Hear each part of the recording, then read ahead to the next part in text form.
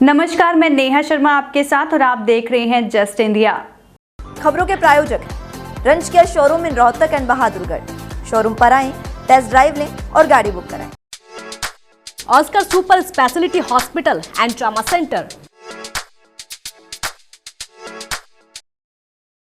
हिसार में हांसी के गांव ढाणा में मुख्यमंत्री जनसंवाद कार्यक्रम के लिए पहुंचे। सबसे पहले उन्होंने स्थानीय मंदिर में पूजा अर्चना की। इसके बाद वह लोगों की समस्याओं को सुनने पहुंचे। स्टेडियम में खेलों के सम्मान के बारे में सीएम ने डिस्ट्रिक्ट सपोर्ट्स ऑफिसर यानी कि डीएसओ वीरेंद्र से सवाल पूछा तो वह कार्यक्रम से गैर मौजूद मिले। इसके बाद मनोहर लाल ने उन्हें सस्पेंड करने के आदेश दे दिए। इससे पहले गांव थुराना में मुख्यमंत्री मनोहर लाल ने बुधवार को जनसंवाद कार्यक्रम के तहत लोगों की समस्याएं सुनी। यहां मुख्यमंत्री ने गांव में 14 करोड़ की लागत से जल घर बनाने, कच्ची फिरनी बनाने और 1.8 करोड़ से गर्ल्स गवर्नमेंट स्कूल में हॉल और कमरा बनाने की मंजूरी दी है। देश में इंडिया और भारत नाम को लेकर सियासी घमासान मचा हुआ है। हरियाणा के गृह एवं स्वास्थ्य मंत्री अनिल विज ने भी विपक्षी गठबंधन को करारा जवाब दिया है। उन्होंने कहा है कि संविधान से लेकर शास्त्रों तक में इंडिया नहीं बल्कि नाम है भारत। यह पहली बार नहीं है जब इन्होंने अपना नाम इंडिया रखा हो। We the people of India that is Bharat, यानी हम इंडिया के लोग जो कि भारत है, यानी जिसका नाम भारत है, पूरी तरह से स्पष्ट किया गया है। अब अगर किसी का कोई प्रचलित नाम और है और असली नाम कोई और है तो असली नाम से पुकारने पर इतराज़ क्यों? किस बात का इतराज़? हमारे किसी भी शास्त्र में इंडिया का उपयोग नहीं हुआ। हमारे किसी भी वेदों में, उपनिषद में, गीता में, रामायण में, गीता जी में भी कहा है यदा यदा ही धर्मस्य ग्लानिर्भवति भारत। वहाँ पर भवती इंडिया क्यों नहीं कहा गया? रोहतक जिले की महम विधानसभा सीट से निर्दलीय विधायक बलराज कुंडू ने आज यहां होटल माउंट व्यू में एक प्रेस कॉन्फ्रेंस कर अपनी नई राजनीतिक पार्टी लॉन्च कर दी है। उनके नव स्थापित संगठन का नाम हरियाणा जनसेवक पार्टी है। नए दल के गठन की चर्चा पिछले कई महीनों से चल रही थी, लेकिन कुंडू चाहते थे कि नए संगठन को जनता की राय जानने के बाद ही लॉन्च किया जाए। उन्होंने कहा कि पार्टी की रणनीति का खुलासा वह जींद में एक विशाल रैली में 1 नवंबर को करेंगे। बलराज कुंडू ने कहा कि वह जजपा, भाजपा या कांग्रेस के साथ गठबंधन नहीं करेंगे। उनकी सोच हरियाणा की जनता को नया विकल्प देने की है। हमने निर्णय लिया हर एक पार्टी का नए राजनीतिक दल का गठन कर आज आपके सामने मैं करने जा रहा हूं। हरियाणा जनसेवक पार्टी। और आज इस जनता की अपनी, जो सिर्फ इस प्रदेश की जनता के लिए जनसेवा का दृढ़ संकल्प लेकर काम करने वाले लोगों का ऐसा दल, जो भगवान श्री कृष्ण जी में आस्था रखते हुए आज के इस राजनीति में फैले हुए भ्रष्टाचार, लूट और अन्याय के खिलाफ लड़ने के लिए हमने इस दल का निर्माण किया है। हरियाणा जन सेवक पार्टी की घोषणा आप सबके समक्ष इस प्रदेशवासियों को एक नया विकल्प और इस प्रदेश में फैली लूट और झूठ की राजघरानों की राजनीतिक प्रथा का अंत करने के लिए हमने इस पार्टी का निर्माण किया। ये राजनीतिक दल, ये राजघराने सिर्फ वोट लेने के लिए झूठे सपने इस प्रदेश के युवाओं को, इस प्रदेश के लोगों को दिखाते हैं, धरातल पे कुछ नहीं करते। आज पूरे प्रदेश का हर वर्ग, चाहे वो क्लरिकल स्टाफ है, चाहे वो आशा वर्कर है, चाहे नर्सिंग स्टाफ है, चाहे डॉक्टर हैं, चाहे ओपीएस का मुद्दा है, यानी प्रदेश का हर विभाग का कर्मचारी अपनी किसी न किसी मांगों को लेकर आज सड़कों पर बैठा है।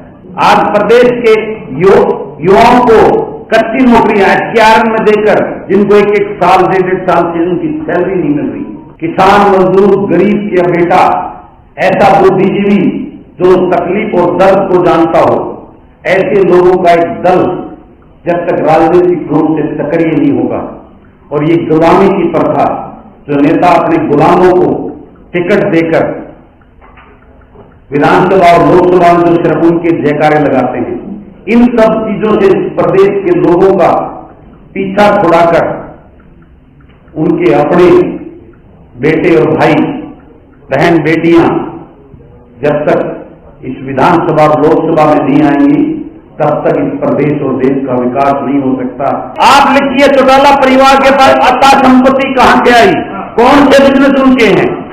ठीक है, कांग्रेस के नेता हैं, ये इनके पास कैसे संपत्तियां आई जो हजारों करोड़ के कोठियों में रहते हैं, चाहे उसमें बंसीलाल परिवार हो, चाहे भजनलाल परिवार जो आज भाजपा में आ गया है, चाहे हुड्डा फैमिली हो या और कोई फैमिली हो, इन सब का इतिहास लिख के देखिए कहां से आएगा। कि मैंने जब ये सरकार बड़ी समर्थन भी दिया था इनको, लेकिन मात्र 2 महीने के अंदर ही कि जो चीज लेके मैंने कहा, मैंने भ्रष्टाचार बताया कि ये भ्रष्टाचार हो रहा है, और उस पर जो रवैया देखा माननीय मुख्यमंत्री जी का, तो मैंने खड़ा होकर विधानसभा में लुटेरी सरकार से समर्थन भी तो वापस लिया था। भाईजान, उस बात को क्यों भूल रहे हैं?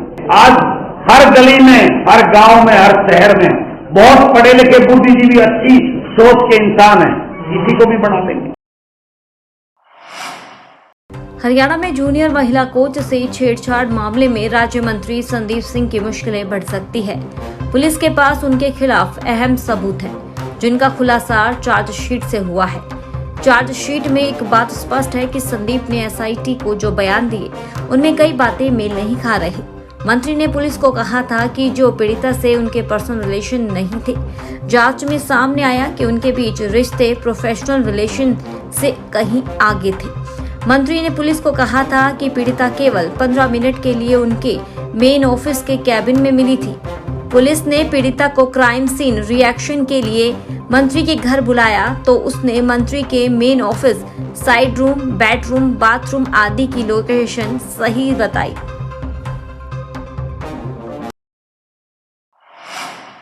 हरियाणा में पिछले 9.5 सालों से भंग चल रहे कांग्रेस के संगठन को खड़ा करने के लिए केंद्रीय नेतृत्व प्रयास कर रहा है। इसके तहत ही हाल ही में आए पार्टी के प्रदेश प्रभारी दीपक बाबरिया ने संगठन को खड़ा करने के लिए जिलों में प्रभारी नियुक्त किए हैं, जिनकी रिपोर्ट पर ही पार्टी जिला अध्यक्षों के नामों पर केंद्रीय नेतृत्व मोहर लगाएगा। लेकिन इन प्रभारियों का जिलों में जमकर विरोध किया जा रहा है। कार्यकर्ता ऑब्जर्व गो बैक के नारे लगाकर मारपीट तक कर रहे हैं। पूर्व सीएम भूपेंद्र सिंह हुड्डा और रणदीप सिंह सुरजेवाला, कुमारी शैलजा और किरण चौधरी गुट के कार्यकर्ता एक दूसरे के खिलाफ नारेबाजी कर रहे हैं। जिलों में हो रहे विरोध के बीच हुड्डा विरोधी खेमे के नेता सुरजेवाला, शैलजा और किरण चौधरी दिल्ली पहुंच गए हैं, जहां उन्होंने हरियाणा में चल रहे हालातों को लेकर केंद्रीय नेतृत्व से अपनी नाराजगी जाहिर की। हरियाणा के यमुनानगर स्थित रटोली रोड पर बरवाल क्लिनिक पर सीएम फ्लाइंग, स्वास्थ्य विभाग और फर्कपुर पुलिस की टीम ने मिलकर रेड की। इस दौरान पुलिस ने बिना डिग्री क्लिनिक चला रहे आरएमपी डॉक्टर को हिरासत में ले लिया। वहीं सेहत विभाग की टीम ने मौके से भारी मात्रा में अंग्रेजी दवाइयों को भी जब्त कर लिया। टीम ने कुछ इंजेक्शन भी अपने कब्जे में लिए हैं। सीएम फ्लाइंग को गुप्त सूचना मिली थी कि आरएमपी डॉक्टर के पास क्लिनिक चलाने के लिए उचित दस्तावेज नहीं है। हरियाणा के पलवल में चाय में नशीला पदार्थ मिलाकर विवाहिता के साथ दुष्कर्म कर अश्लील वीडियो बनाकर ब्लैकमेल करने का मामला प्रकाश में आया है। पीड़िता को वीडियो के जरिए ब्लैकमेल कर आरोपी फार्म के मालिक की हत्या कराना चाहता था। पीड़िता ने मना किया तो उसे परिवार सहित जान से खत्म करने की धमकी दी। चांदहट थाना पुलिस ने पीड़िता की शिकायत पर आरोपी और उसके माता-पिता के खिलाफ केस दर्ज कर जांच शुरू कर दी है।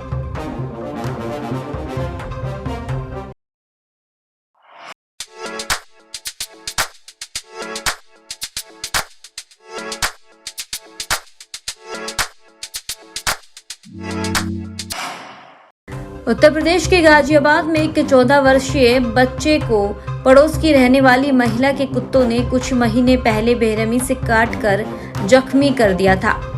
बच्चे ने डर से अपने घर में यह बात नहीं बताई और कुछ महीने बाद रैबिज का इन्फेक्शन फैलने से उसकी तड़प तड़प कर मौत हो गई। मृतक बच्चे के दादा के अनुसार कुत्ते ने कुछ महीने पहले बच्चे को काटा था, लेकिन डर की वजह से यह बात घर में नहीं बताई और धीरे धीरे उसकी तबीयत बिगड़ने लगी। बच्चों की हरकतें देखकर जब उन्होंने बच्चों से सख्ती से पूछताछ की तो उसने बताया कि उसे मोहल्ले के ही कुत्ते ने काट लिया था, जिसके बाद बच्चे को इलाज के लिए जिले के अलावा कई अन्य अस्पतालों में भी ले जाया गया, लेकिन बच्चे के इलाज के दौरान मौत हो गई।